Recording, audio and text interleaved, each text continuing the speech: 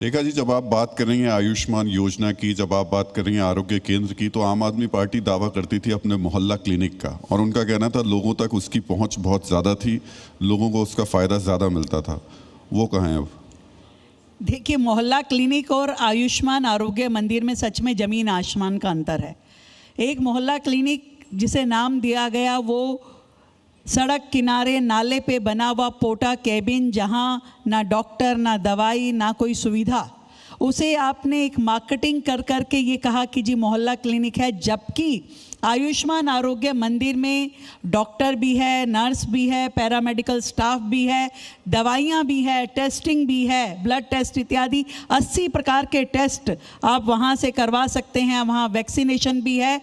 Primary health care के एक ऐसी मिसाल ये आयुष्मान आरोग्य मंदिर है जिसके कारण से बड़े हॉस्पिटल्स पे बहुत ज़्यादा वर्कलोड घटा है और व्यक्ति अपनी दिनचर्या की लगभग 70% ज़रूरतें केवल इन आयुष्मान आरोग्य मंदिरों के माध्यम से पूरी कर सकता है। तो इसमें कहीं पे भी कोई कंपैरिजन नहीं है।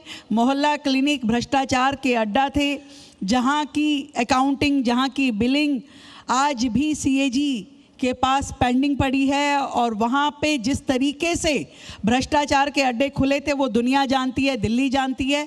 तो कहीं से भी मैं कहूँ कि आज दिल्ली की जनता खुश है कि उन्हें जो हेल्थ इंफ्रास्ट्रक्चर मिल पा रहा है उसके कारण से दिल्ली की जनता में सुकून है।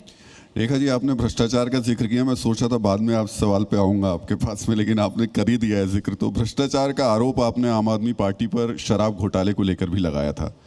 अरविंद केजरीवाल, मनीष सिसोदिया, सभी लोग बरी हो गए।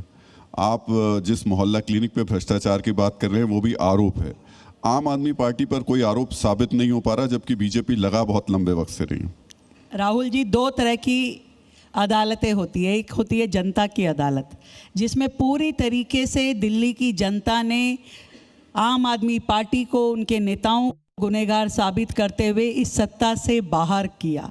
और दूसरी बात है हमारी न्याय व्यवस्था की, न्याय प्रक्रिया की, जिसमें एक नहीं, दो नहीं, अनेकों केसेस आम आदमी पार्टी के मुतल्लिक वहाँ पर लगे हैं।